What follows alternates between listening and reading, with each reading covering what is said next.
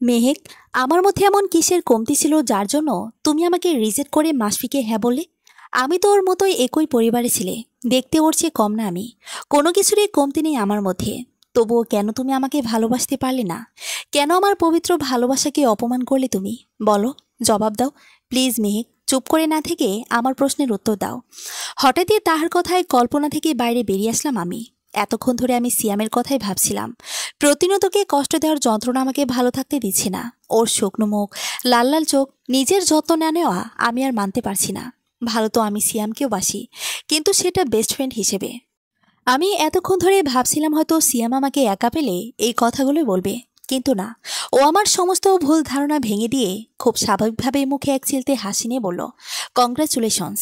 আমি শুধু অবাক হয়ে ওকে দেখছি আর ভাবছি, একটা ছেলে কতটা ভালো হলে নিজের ভালোবাসার মানুষকে অন্যের হতে দেখেও এমন হাসি মুখে থাকতে পারে। আর সেই ছেলেটা তো অন্য কেউ না, বরং ওরই আপন চাচাতো ভাই। সিয়াম আমাকে আর মাসফিকে উইশ করেই বাগানের অন্য একটা দিকে চলে গেল। আমিও সবার মাঝে থেকে উঠে একটা কল করার বাহানা নিয়ে সিয়ামের কাছে চলে এলাম। ও উদাসীন দৃষ্টিতে আকাশ পানে চেয়ে আছে। আমি পর কাছে গিয়ে দাঁড়ালাম। সিয়ামও একবার আমার দিকে তাকিয়ে মুখটা ঘুরিয়ে নিয়ে বলল, বলো, আমাকে কি মাফ করা যায় না? মাফ? তোমাকে আমি কেন মাফ করব? তুমি তো কোনো ভুল করনি। তুমি ঠিকই বলেছ। আমি কোনো ভুল করিনি, বরং অন্যায় করেছি। না মেহেক, তুমি কিছু করনি। আর যেটা করেছো সেটা হয়তো ঠিকই করেছো। তুমি এত স্বাভাবিক কিভাবে আছো? অস্বাভাবিকই বা থাকবো কেন? সিয়াম, তুমি আমাকে ভালোবাসো, অথচ আজ আমি তোমারই ভাইয়ের বউ। তোমার কি একটুও কষ্ট হচ্ছে না? খারাপ লাগছে না? হঠাৎই সিয়াম আমার কাছে এসে চোখের দিকে তাকিয়ে বলা শুরু করলো, ভালোবাসা কাকে বলে জানো? ভালোবাসা তাকেই বলে যেটা নিঃস্বার্থ হয়, যেখানে কোনো লাভ ক্ষতির হিসেব করা যায় না। ভালোবাসা সেটা নয় যেখানে কোনো না কোনো স্বার্থ জড়িয়ে থাকে। ভালোবাসার সংজ্ঞাটা আমার কাছে এমনই, যেখানে স্বার্থহীনভাবে কাউকে ভালোবেসে তার ভালো থাকাটা নিশ্চিত করা যায়। আমি তোমাকে ভালোবাসি, তার মানে এটা নয় যে তোমাকে আমার কাছে পেতেই হবে। দুজন দুজনকে ভালোবেসে একসাথে থাকতে পারলেই সে ভালোবাসা পূর্ণতা পাবে। আর ভালোবেসে বিচ্ছেদ হয়ে গেলে সেই ভালোবাসা পূর্ণতা পাবে না, এমনটা কিন্তু নয়। ভালোবাসা প্রিয় মানুষটিকে আগলে রাখতে শেখায়। প্রিয় মানুষের মুখের হাসি, তার আনন্দ, ভালো থাকা এসব নিশ্চিত করতে শেখায়। আমি তোমাকে ভালোবাসি বলেই যে তোমাকে আমার পেতে হবে এমনটা না। বিধির বিধানে যদি তুমি আমার ভাগ্যে না থাকো, তাহলে নিজেকে কষ্ট দিয়ে তিলে তিলে শেষ করেও কিছু হবে না। বরং যেটা হবে তা হলো আমরা কেউই ভালো থাকবো না। আমার শেষ হয়ে যাওয়ার পেছনের গল্পটা কেউ জানলে তোমার দিকে আঙ্গুল তুলবে। তুমিও প্রতিনিয়ত অপরাধ বোধে শেষ হয়ে যাবে। এটা তো ভালোবাসা নয়। ভালোবাসা তো আমাদেরকে ভালো থাকতে শেখায়। হয়তো তুমি আমার সাথে ভালো থাকবে না, সেই জন্যই মাসফিকে বেছে নিয়েছো। এতে তোমার কোনো দোষ নেই, কারণ জোর করে ভালোবাসা যায় না। সর্বোপরি নিজের ভালোবাসার মানুষটা ভালো থাকলেই আমার ভালোবাসা সার্থক হবে।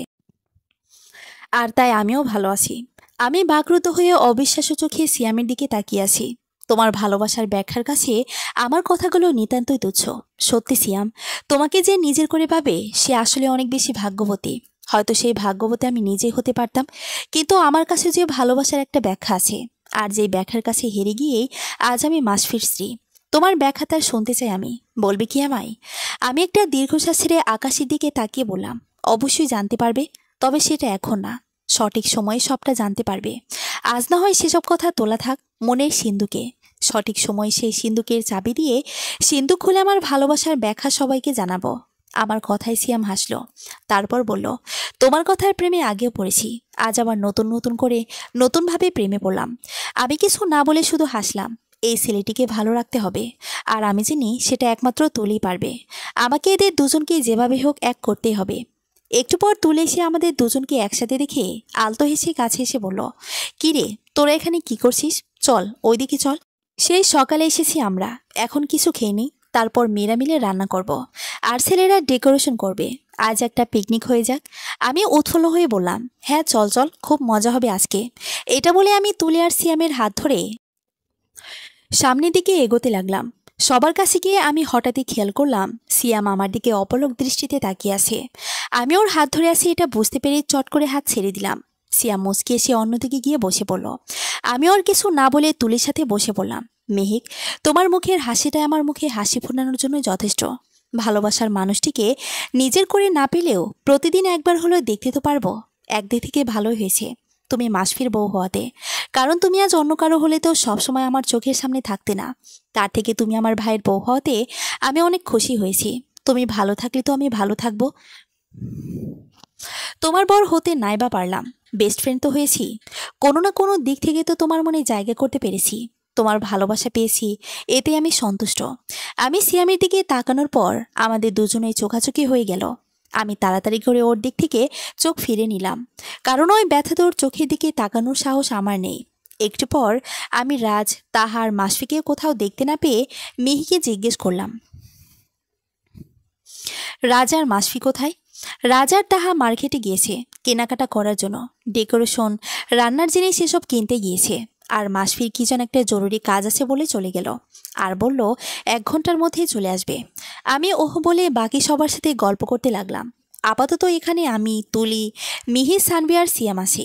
বাকি 3জন তো কাজে গিয়েছে। একটু পর আমি আর মিহি মিলে ইটের চুলা বানাতে লাগলাম। সানভি আর সিয়াম বলে ওঠে, কাঠ, লতা, ইটগুলো আনতে লাগলো। তুলি ডেকোরেশনের জায়গাটা পরিষ্কার করতে গেল।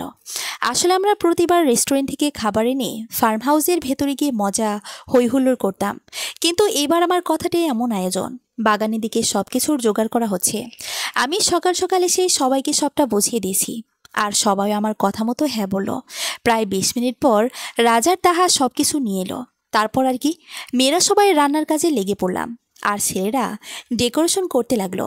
আজ এখানে আমরা সবাই মিলে থাকবো বলে সিদ্ধান্ত নিলাম, যেই ভাবা সেই কাজ। পরিবারের সবাইকে কথাটা জানিয়ে দিলাম যেন চিন্তা না করে, কারোর পরিবারে না করেনি। কারণ সবাই জানে আমাদের বন্ধু মহলের সম্পর্কটা এমনই, যেখানে চোখ বন্ধ করে একে অপরকে বিশ্বাস করা যায়। যেখানে থাকলে আমরা সবাই ভালো থাকবো, কেউ আমাদের দিকে তাকানোর সাহস পাবে না। আমাদের বন্ধু মহলের মেয়েদের জন্য ছেলেরা সবাই অনেক বেশি সচেতন। জানি না কার মনে কাকে নিয়ে কীরকম ফিলিংস আছে, কিন্তু তুলি আর সিয়ামের ব্যাপারটা, তুলির ব্যবহার দেখে আমি বুঝে গিয়েছিলাম। আর এখন সেটা নিশ্চিত হওয়ার জন্য আমাকে তুলির সাথে একান্তই কথা বলতে হবে খুব দ্রুত।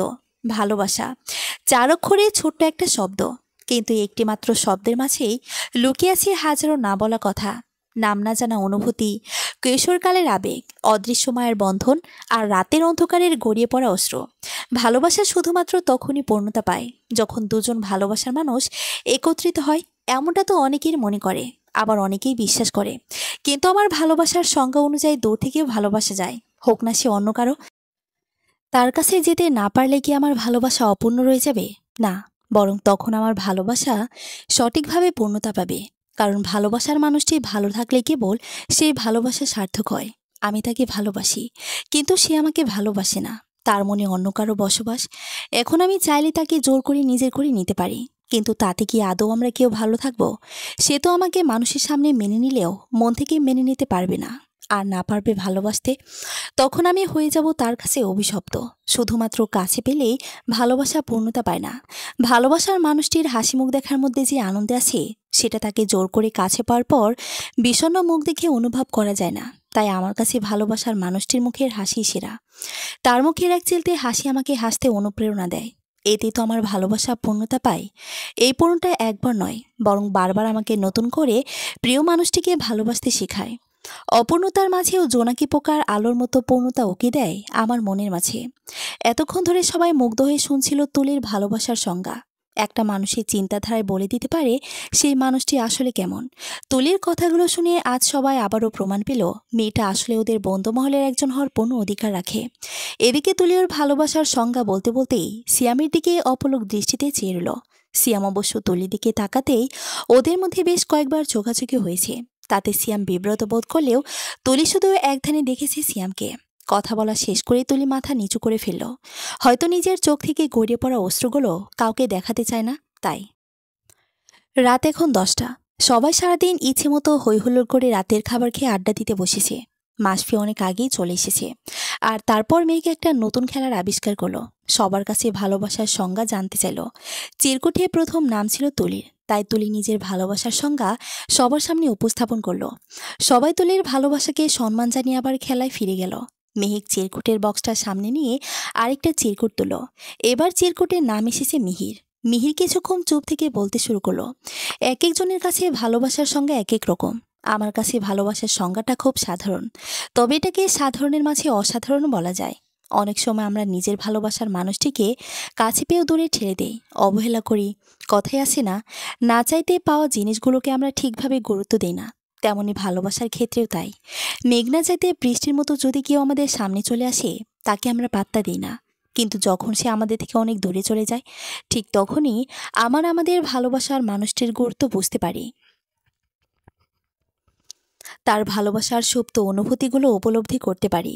কিন্তু তখন আমাদের আফসোস করা ছাড়া আর কিছু করার থাকে না, কারণ আমাদের বুঝতে যে অনেকটা দেরি হয়ে যায়। তাই ভালোবাসার মানুষটিকে কখনো অবহেলা না করে আপন করে নেওয়াই শ্রেয়। আমরা হয়তো ভাবি সে তো আমাকে ভালোবাসে, তাই আমি শত অবহেলা করলেও ছেড়ে যাবে না, এমনটা ভাবা ভুল। নিজেকে এত বেশি গুরুত্ব দিতে গিয়েই তো আমরা ভালোবাসার মানুষটিকে হারিয়ে ফেলি। তাই আমার কাছে ভালোবাসার সংজ্ঞা প্রিয়জনকে অবহেলা না করে আগলে রাখতে শেখাই ভালোবাসার মূল চাবিকাঠি। মিহির কথা শুনে সানভি ওর দিকে তাকিয়ে একটা মুচকি হাসি উপহার দিল মিহিকে। এই হাসির মানটা আর কেউ না বুঝলেও মিহি খুব ভালো করে বুঝেছে। তাই সে নিজেও হেসে অন্যদিকে তাকালো। এইবার চিরকুট আমি তুলব, এটা বলে রাজ বক্স থেকে একটা চিরকুট তুলে নেয়। তারপর চিরকুটের ভাঁজ খুলতেই রাজ ওর নামটা দেখতে পায়। নে, তোর নাম এসেছে। এবার বল, তোর ভালোবাসার সংজ্ঞাটা কিরকম? তাহার কথা রাজ হেসে চাঁদের আলোয় আলোকিত আকাশের দিকে তাকালো। বেশ অনেকক্ষণ কিছু একটা ভেবে তারপর বলল, ওই যে দূরের আকাশটা চাঁদের আলোয় আলোকিত হয়ে আছে না, আমার কাছে ভালোবাসার সংজ্ঞাটা ঠিক সেই রকম। আমি যাকে ভালোবাসি অথবা বাসবো, তাকে হতে হবে আকাশের ওই চাঁদ। কারণ আমার মতো লক্ষ্যহীন ছেলের জীবনটাকে অন্ধকার থেকে আলোর দিকে আনার জন্য একটা চাঁদ খুব প্রয়োজন। চাঁদ ছাড়াও আরও অনেকে আলো দিতে সক্ষম, কিন্তু কথায় আছে না, চাঁদের গায়ে কলঙ্ক থাকে। আমার সেই কলঙ্কে নিকেই চাই। তার একটা ব্যাখ্যা আছে অবশ্যই। সবার মতো আমারও কিছু অতীত আছে। আমি জানি অতীতের বিষাক্ত দিনগুলো চেয়ে রাতগুলো বেশি ভয়ঙ্কর হয়। রাতের আধারে চিৎকার করে কাঁদলেও কেউ দেখতে আসে না কী জন্য আমরা কাছি। এই জন্য একটা সঙ্গী প্রয়োজন আমাদের, যে যে এই বিষাক্ত অতীতের সাথে পরিচিত। একমাত্র তারাই বাকিদের কষ্টগুলো অনুভব করতে পারবে, বুঝতে পারবে। আমার সলিড কাউকে লাগবে না, আমার এমন একজনকে লাগবে যে আমার আমিটাকে ভালোবেসে কাছে টেনে নেবে।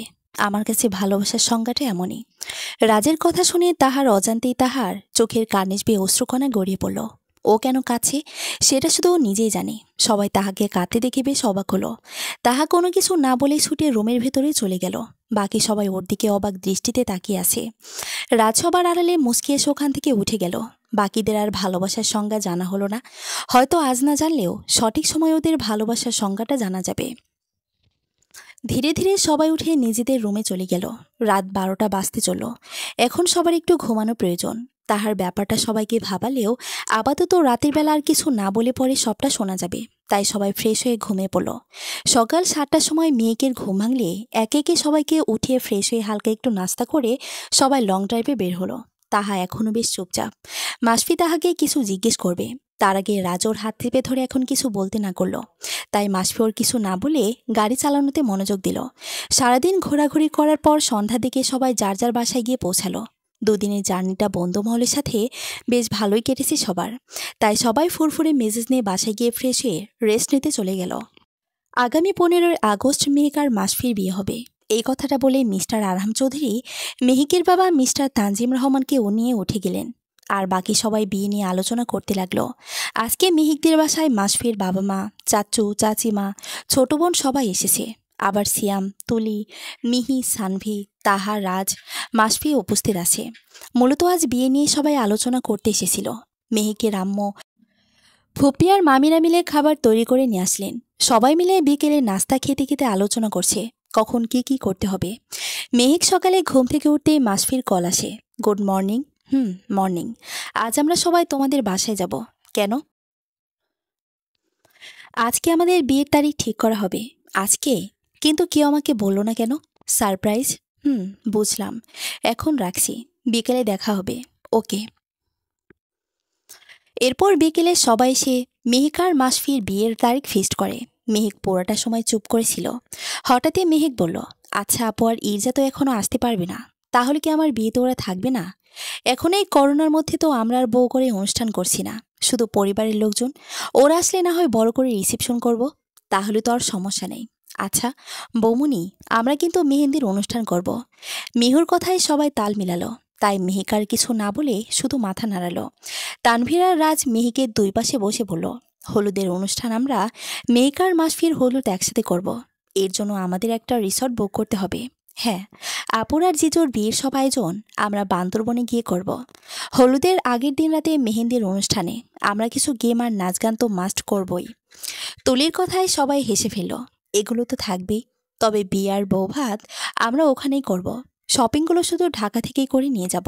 মোট 7 দিন আমরা বান্দরবনে থাকব, ঘুরবো, মজা করব, অনেক মজা হবে। মিহির কথায় সবাই হ্যাঁ বলে আরো বিভিন্ন প্ল্যান করতে লাগলো। মেহিক শুধু চুপ করে কিছু একটা ভাবছে। মাসফি হঠাৎই উঠে কোথায় যেন চলে গেল। মেহিক ওর পিছে পিছে গিয়ে মাসফির পেছনে দাঁড়াতেই মাসফি রীতিমতো চমকে উঠল। ও তুমি? হ্যাঁ আমি। কিন্তু তুমি চমকে উঠলে কেন? ও কিছু না। তো বলো, কিছু বলবে? না, তেমন কিছু না। এখন তো সবাই ওখানে আড্ডা দিচ্ছে, তুমি উঠে আসলে, এই আর কি। ও, আসলে আমি একটা জরুরি কল করার জন্য আসছিলাম। আচ্ছা চলো যাই। মেহিকার মাসফি ভেতরে আসতেই সবাইকে খাওয়ার জন্য ডাকলো। ওরা সবাই গিয়ে খেতে বসলো। খাওয়ার পর আজকে রিসোর্ট বুক করে ফেললো মেহিকার মাসফির বাবা। আগামীকাল সকালে সবাই শপিংয়ে যাবে, তারপর রাতের দিকে বান্দরবনের উদ্দেশ্যে রওনা দিবে। সবকিছু ঠিক করে মাসফিরা চলে গেল, আর মেহিকের পরিবারের লোকজন বাকি সবকিছু গোছগাছ করতে শুরু করলো। প্রায় রাত 12টা কি 1টার দিকে ঘুমাতে গেল সবাই। এত দ্রুত বিয়েটা শুধু মাসফির জেদের জন্যই দেওয়া, নয়তো আরও কিছুদিন সময় নিত সবাই। অন্যদিকে রাত প্রায় 1টার দিকে একটা গোডাউনের মধ্যে হাত পা বাঁধা অবস্থায় একটা ছেলেকে মারতে মারতে রক্তাক্ত করে ফেলেছে কোনো এক আগন্তুক। পরনে কালো হুডি পরা থাকায় মুখটাও দেখা যাচ্ছে না, তবে শারীরিক গঠন দেখে মনে হচ্ছে এটা কোনো মেয়ে। ছেলেটার সারা শরীর রক্তে লাল হয়ে গিয়েছে, নাক মুখ থেকে রক্ত পড়ছে। তাতে কোনো ভাবান্তর নেই আগন্তুক মেয়েটার। সে একধানে তাকিয়ে আছে ছেলেটার পাশে থাকা ব্রিফকেসের দিকে। কিছুক্ষণ পর মাফসি গোডাউনে আসতেই দেখতে পেল ওর দলের লোকজন সবাই মাটিতে পড়ে আছে, সবার অবস্থায় খারাপ। মাসফি আর আহিল এসব দেখে চমকে উঠল। আজ এখানে একটা জরুরি মিটিং করার কথা ছিল। মাসফির এতদিনের পরিশ্রম যে ফাইলের জন্য, সেই ফাইলটা নিয়েই আজ এখানে 3জনের আসার কথা। এটা ভাবতেই মাসফি আর আহিল দৌড়ে গোডাউনের ভেতরে সে আরও অবাক হলো, কারণ ওই 3জন গার্ড নিচে পড়ে আছে অজ্ঞান অবস্থায়, আর চেয়ারের সাথে রক্তাক্ত অবস্থায় ওদের গ্যাং লিডার এবং মাসফির প্রিয় একজন বন্ধু আয়ান আহমেদের মৃত অবস্থায় পড়ে আছে। এসব দেখে মাসফির মাথা কাজ করা বন্ধ হয়ে গেল। আহিল একটা ব্রিফকেস পেয়ে ওখানে গিয়ে দেখলো ব্রিফকেস ফাঁকা, আর সেখানে একটা চিঠিতে লেখা আছে, ডিয়ার মাসফি, বিয়ের জন্য তো অনেক খুশি তুমি, তাই না? কিন্তু সেই খুশিতে এক মুঠো ছাই ঢেলে দিলাম আমি। তোমার এতদিনের পরিশ্রমের ফল এখন আমার হাতে। এই ফাইলের জন্যই তো তুমি তোমার বিপক্ষ দলের গ্যাং লিডার ফাইরুজ খান ফায়াজকে মেরেছিলে, তাই না? তুমি শুধু ফায়াজকে নয়, বরং আরও 2জনকে মেরেছ, আর তার সাথে সাথে আমার মুখের হাসিটাও কেড়ে নিয়েছ। এর শাস্তি তো তোমাকে পেতেই হবে। এটা তো মাত্র ট্রেলার। তোমার বাম হাত কেটেছি কেবল, এখনও অনেক কিছু বাকি আছে। তোমার কাউন্টডাউনের সময় আজ থেকেই শুরু হয়ে গিয়েছে। নভেম্বর মাসের কোন একটা দিনই হবে তোমার শেষ দিন। তোমাকে আমি মারব না, তুমি তো তিলে তিলে শেষ হয়ে যাবে, আর আমি সেটা দেখব। ভালো থেকো। আর হ্যাঁ, এই ফাইলটা তুমি আর কখনোই পাবে না। ইতি, ব্ল্যাক রোজ। চিঠিটা পড়ে মাসফি ছিঁড়ে ফেলল আর চিৎকার করে উঠল, ব্ল্যাক রোজ, তুমি যেই হও না কেন, তোমার মৃত্যু আমার হাতে লিখে আছে। তুমি নিজেও জানো না কার গুহায় এসে পড়েছ। আমি ওই ফাইলটার জন্য সব করতে পারি। ফাইলটা আমার যেভাবে হোক চাই, আর তার জন্য আমি ফাইজের মতো তোমাকেও খুন করতে দুবার ভাবব না। আহিল মাসফির রাগ সম্পর্কে খুব ভালো করে জানে।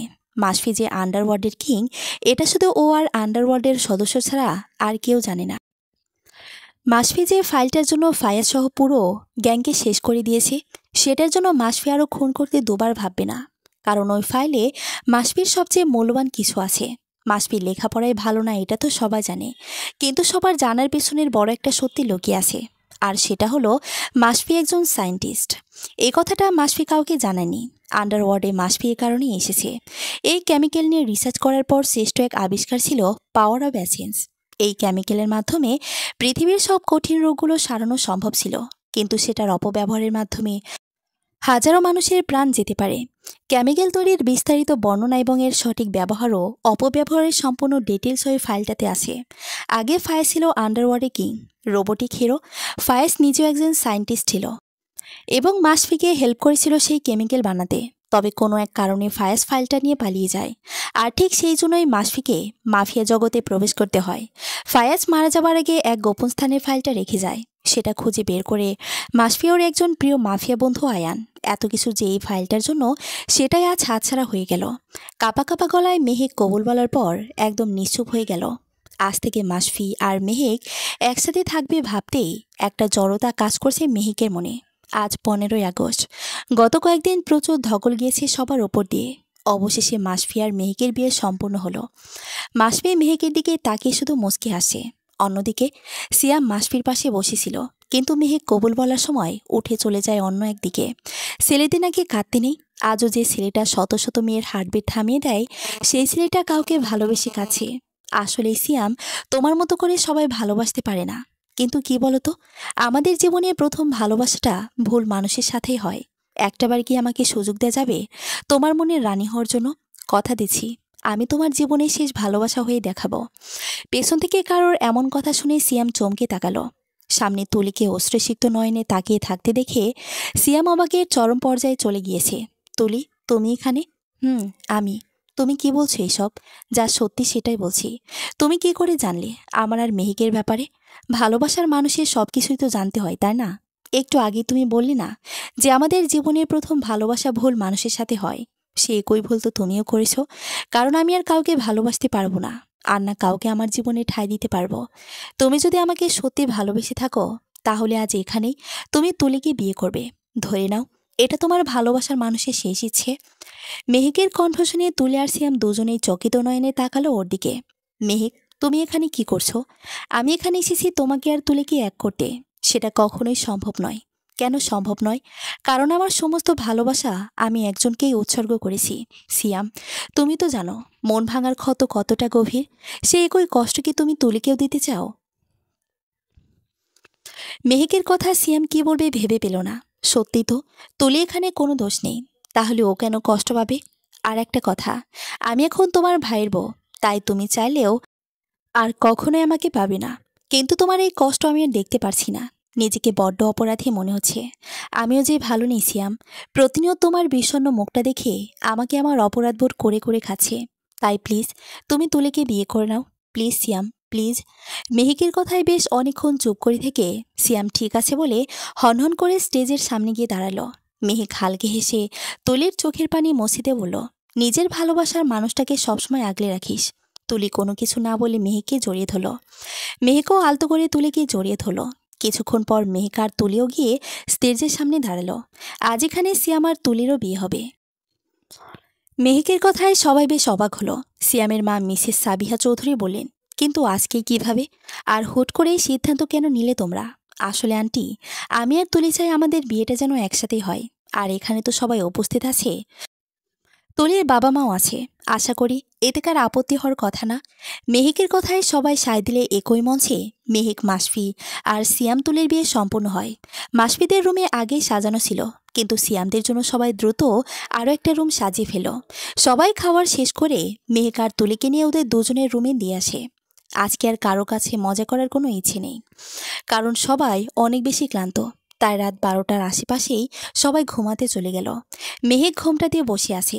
দরজা বন্ধ করার আওয়াজে মেহেক কেঁপে উঠল। মাসফি ধীরে ধীরে মেহেকের কাছে এসে বসল। ঘোমটা তুলে মেহেকের দিকে তাকিয়ে বলল, মাই লাভ। মাসফির কথা শুনে মেহেক লজ্জামাখা একটা হাসি দিয়ে মুখ নিচু করে নিল। আমার লজ্জাবতীকে লজ্জা পেলে আরও বেশি সুন্দর লাগে। এটা বলেই মাসফি মেহেকের কপালে একটা ভালোবাসার পরও সেঁকে দিল। এরপর বলল, এগুলো খুলে ফ্রেশ হয়ে অজু করে আসো। নামাজ পড়ে আল্লাহর কাছে শুকরিয়া আদায় করে চলো। মাসফির কথায় মেহেক মাথা নেড়ে একটা সুতির নীল রঙের জামা নিয়ে ওয়াশরুমে চলে গেল। কিছুক্ষণ পর অজু করে এসে দেখল মাসফি অন্য ওয়াশরুম থেকে ফ্রেশ হয়ে অজু করে এসে জায়নামাজ বিছিয়ে দাঁড়িয়ে আছে। মেহেকও পাশের জায়নামাজে গিয়ে দাঁড়ালো। নামাজ পড়ে মাসফি আর মেহেক বারান্দায় গিয়ে দাঁড়ালো।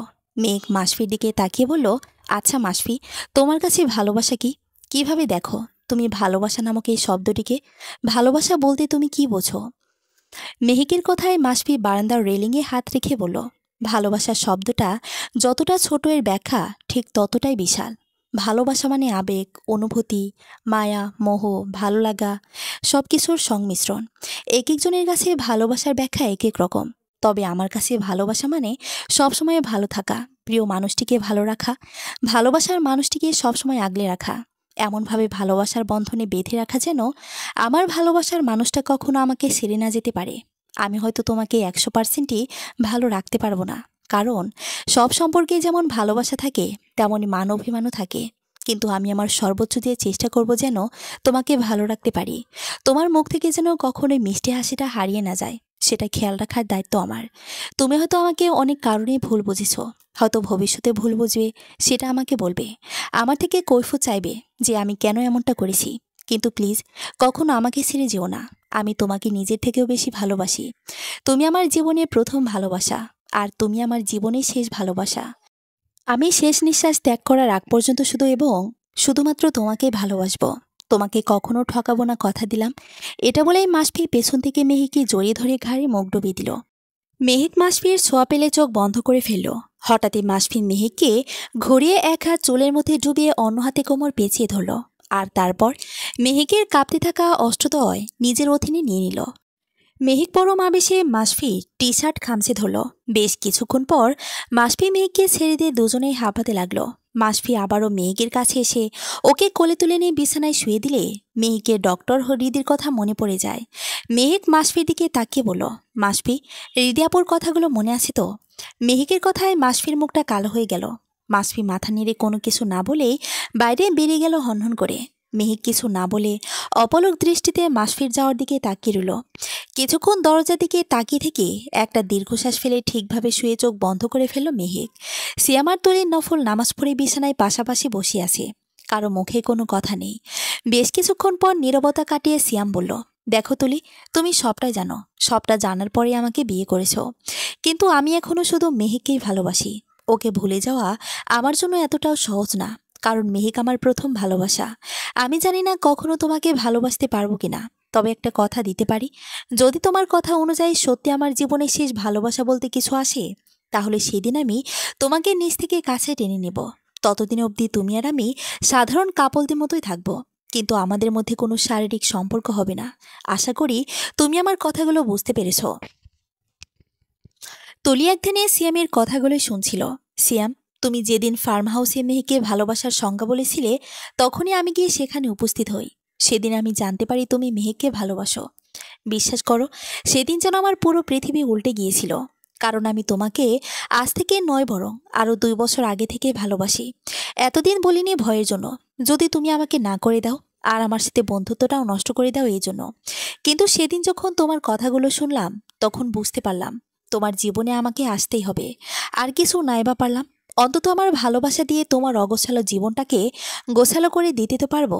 এতেই তো হবে আমার। তোমার জীবন সঙ্গিনী হতে পেরেছি, তাতে আমি খুশি। আমার আর কিচ্ছু চাই না। তোমার যতদিন সময় লাগে তুমি নাও, কিন্তু দয়া করে আমাকে ছেড়ে যেও না প্লিজ। আমি তোমাকে ছাড়া অসম্পূর্ণ। একটা কথা কি জানো, না পাওয়ার থেকে হারানোর কষ্ট অত্যাধিক। সেই যন্ত্রণা সহ্য করার মতো ক্ষমতা আমার নেই। তাই প্লিজ, আর কিছু না পারো, শুধু আমার পাশে থেকো প্লিজ। তুলির এমন কান্না জড়িত কথা শুনে খুব মায়া হচ্ছে সিয়ামের। এখন ওর মনে হচ্ছে, কেন মেহেককে না ভালোবেসে প্রথমেই তুলিকে ভালোবাসলো না? সিয়াম, তোমার বুকে আমাকে একটু জায়গা দিবে? তুলির এমন আকুতি ভরা কণ্ঠ শুনে একটানে নিজের বুকের সাথে মিশে নিল তুলিকে। তারপর তুলির মাথায় হাত বুলিয়ে বলল, আমাকে একটু সময় দাও। যত দ্রুত সম্ভব তোমাকে আমি তোমার প্রাপ্য সম্মান এবং ভালোবাসা দিয়ে নিজের করে নেব। শুধু আমাকে একটু সময় দাও। তুলি সিয়ামকে আলতো হাতে জড়িয়ে নিয়ে বলল, তোমার যত সময় লাগে তুমি নাও। আমি তোমার অপেক্ষা করব তোমার জন্য, তোমার ভালোবাসা পাওয়ার জন্য। আমি মৃত্যুর আগ অবধি অপেক্ষা করতে রাজি আছি। ততদিন পর্যন্ত শুধু এমন করে আমাকে বুকে আগলে রেখো, তাহলেই হবে। সিয়াম মুচকি এসে আরো শক্ত করে তুলিকে নিজের সাথে মিশিয়ে নিল। তুলিও পরম আবেশে নিজের প্রিয় মানুষটার বুকে মাথা রেখে নিশ্চিন্ত মনে চোখ বন্ধ করে নিল। দেখতে দেখতে কেটে গিয়েছে 4টি মাস। এই 4 মাসে অনেক কিছু হয়েছে। রাজার তাহার এঙ্গেজমেন্ট হয়েছে গত মাসে। সানভি আর মিহি এখনও চুটিয়ে প্রেম করছে। খুব শীঘ্রই বিয়ে নামক পবিত্র বন্ধনে আবদ্ধ হবে তারা।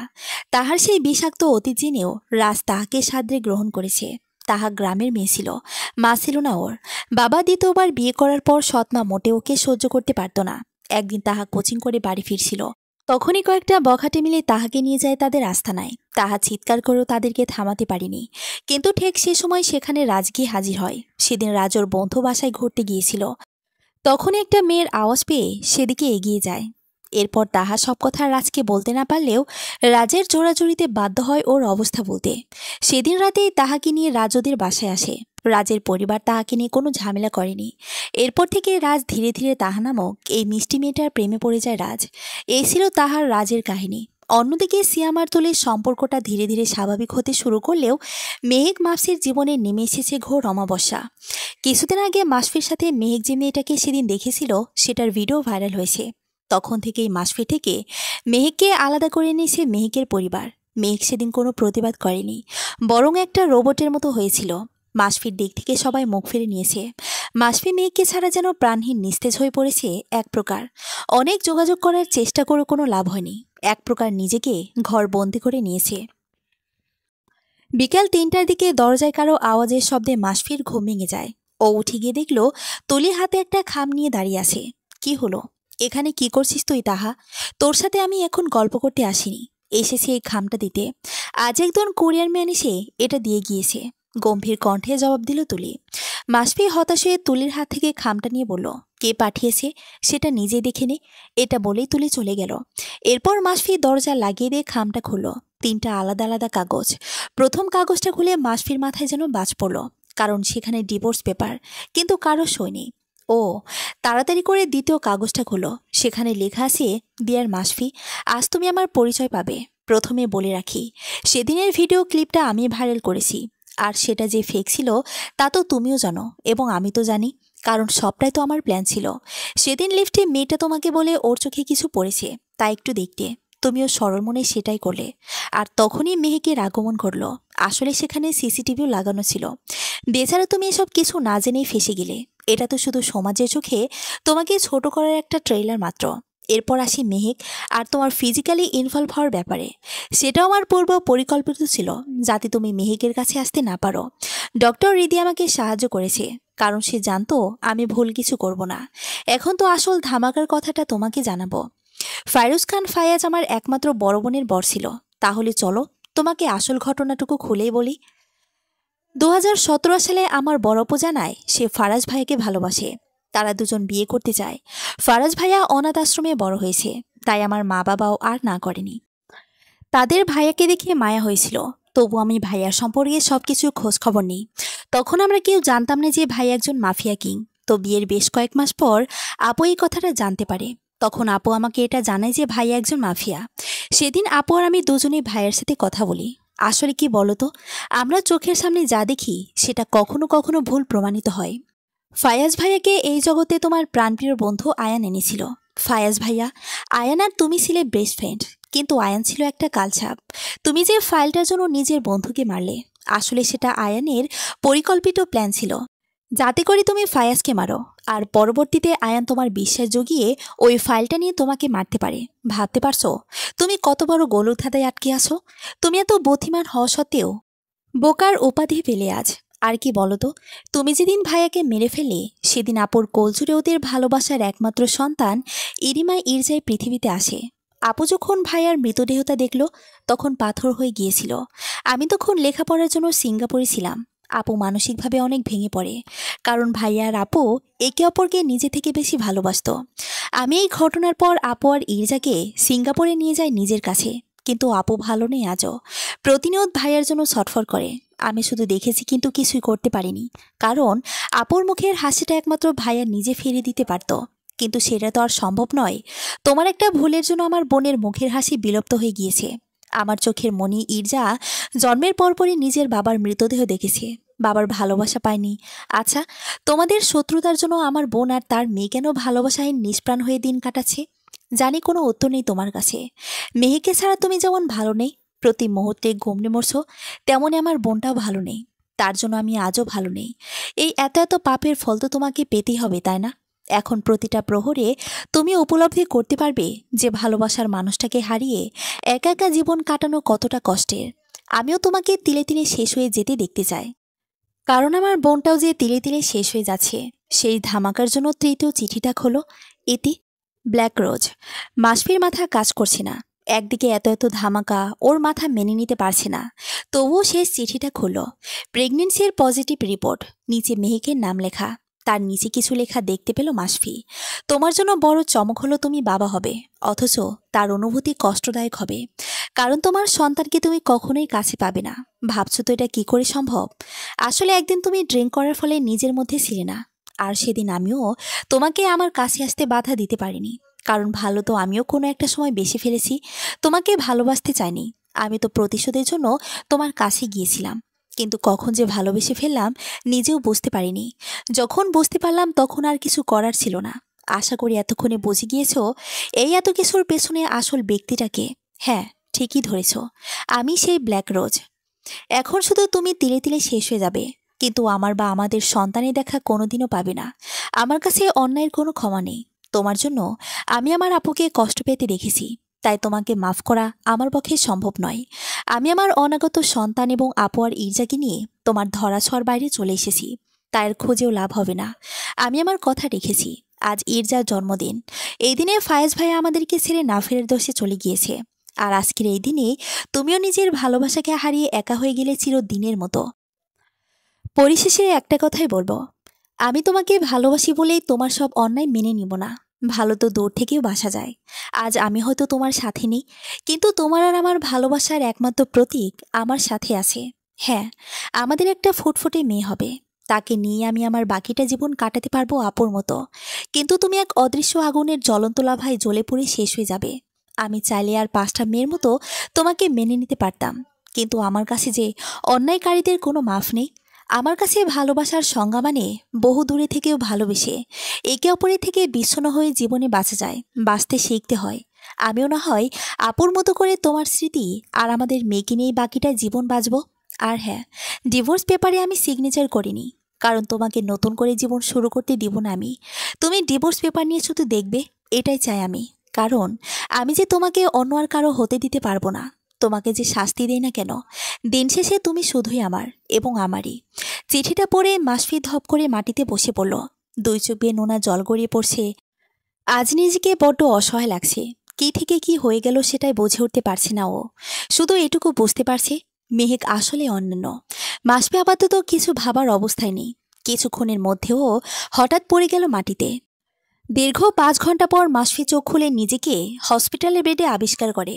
হাতে ক্যানোলা লাগানো, চারপাশে সবাই দাঁড়িয়ে আছে, সবার চোখে পানি। মাসফিকে বিকেলে সিয়াম ডাকতে গিয়ে কোনো সাড়া শব্দ না পেয়ে বারবার ডাকতে লাগে। তাতে কোনো কাজ না হয় দরজার ডুপ্লিকেট চাবি দিয়ে ঢুকে মাসফিকে মেঝেতে পড়ে থাকতে দেখে সিয়াম চিৎকার করে সবাইকে ডাক দেয়। তখন একে হসপিটালে আনা হয়। তারপর ওর পাশে পড়ে থাকা চিঠিটা পড়ে আর কারো বুঝতে বাকি থাকে না যে আসলে কি হয়েছে। মাসফি কোনো কিছু না বলে চুপ করে সিলিংয়ের দিকে তাকিয়ে শুধু দীর্ঘশ্বাস ফেলে, আর মনে মনে একটা কথাই আওড়াতে লাগে, ভালোবাসি বলেই ভুলতে পারি না।